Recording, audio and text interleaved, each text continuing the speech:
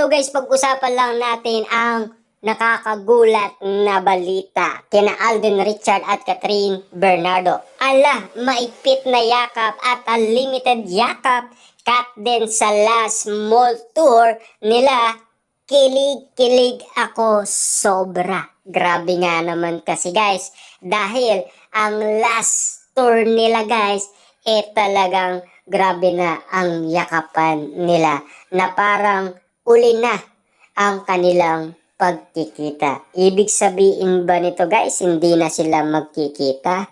Hindi ganun yan guys, kasi alam naman natin ang sinisikreto ng Katden. Siyempre guys, nandyan ang mga legit na Marites, di ba? Mawawala ba guys ang mga Marisol at Marites? Talas yata guys ang mga mata ng matang lawin ang mga yan, di ba? Siyempre guys, kung unlimited yakap nga naman guys, na maigpit na yakap nga naman guys, na parang ang lungkot tignan guys, ni Alden Richard at Catherine Bernardo. Samantalang ang mga Katden fans guys at mga netizens ay kinikilig umano sa kanilang dalawa. Ang dami nga naman kasi guys, ayudang sorpresa ng mga Katden na ibinibigay sa atin. Kitang-kita naman natin guys na sobra silang magbigay ng ayuda. Unlimited nga naman kasi guys, no? Parang unlimited ang kanilang yakapan na napakaigpit nga naman guys na pinapakita nila sa atin. Grabe nga naman kasi guys, dahil yung mga yan guys talagang maraming napapasaya at maraming napapaligaya ng mga netizens at mga fans. Kitang-kita naman natin kasi guys na habang nakikita nila yan guys at pinagmamasdan si Catherine Bernardo, parang naaalala nila ang kanilang titigan na parang nagniningning. Siyempre guys, inalan nga naman kasi ng maraming tao na parang sila na. Pero hindi lang naman sila umaamin umano.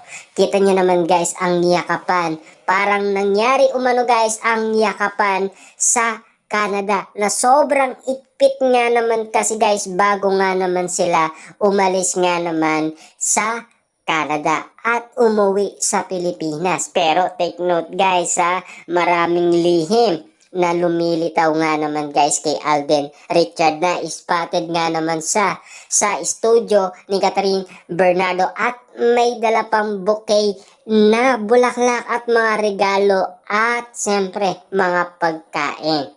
Ibig sabihin lang nito guys, hindi pa natatapos yan. May liim pa guys na nalalaman natin na meron pa silang sinisikreto na animo guys, ang mga Marisol at Marites lang ang pwedeng magsabi sa atin kung ano na ang gagawin ni na Alden Richard at Catherine Bernardo kapag hindi na natin sila nasilayan. Pero masisilayan pa rin natin sila guys dahil meron pa naman guys mga project ang mga yan. Tulad na lang ni Catherine Bernardo, makikita pa rin natin yan guys at Alden Richard, di ba?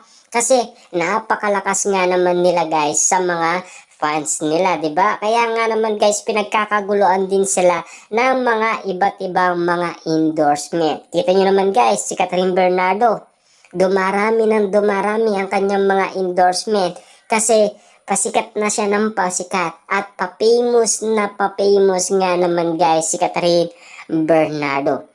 Kita nyo naman guys, Alden Richard, dumadami na rin ang kanyang mga endorsement. Kaya spotted nga naman yan guys, diba? At siyempre, kung pag-uusapan nga naman guys, ang unlimited na yakap na yan, siyempre, meron ding unlimited bookingan nga naman guys na nangyayari. Umano, siyempre, sa ASAP at sa Sunday All Out, 'di ba? Kitang-kita naman natin guys na maraming celebrity ang nakakakita ng mga lihim ni Catherine Bernardo at Alden Richard. Damang-dama kasi nila guys ang pagmamaalan Alden Richard at Catherine Bernardo. Yan kasi guys ang mga pinaparanas ni na Alden Richard at Catherine Bernardo sa maraming tao. Kaya nga naman guys, inala nila na sila ay magjowa na kahit hindi man sila umamin. Yan kasi guys ang napapansin nila sa mga kinikilos nila at galawan ng Katden. Kakaiba na kasi guys sa panlasa ng marami. Siyempre guys, mainit nga naman kasi ang mga mata ng maraming tao kina Catherine Bernardo at Alden Richard. Siyempre, kung ganyan nga naman kasikat at ka-famous nga naman guys ang Katden, sigurado pagkakaguluan yan saan man sila pumunta. Kita nyo naman guys, super dami ng tao nga naman guys ang mga nanonood umano kina Alden Richard at Catherine Bernardo abang sila ay nagyayakap na maigpit. Siyempre, unlimited nga naman kasi guys ang nangyari nga naman kasi super dami ng pinaranas nila ngayon sa last tour nila. 'Di ba? Kitang-kita naman natin kasi guys na mabentang mabenta ang kanilang movie. Kita nyo naman guys, sa ibang bansa, sold out na rin. 'Di ba? Sa iba't ibang mall, sold out na rin ang kanilang ticket. Grabe nga naman guys, no? Talagang kikita at kikita talaga ang kanilang movie. Siyempre guys, pagkatapos niyan, malalaman na lang natin guys na pinakamalupit ang movie nila.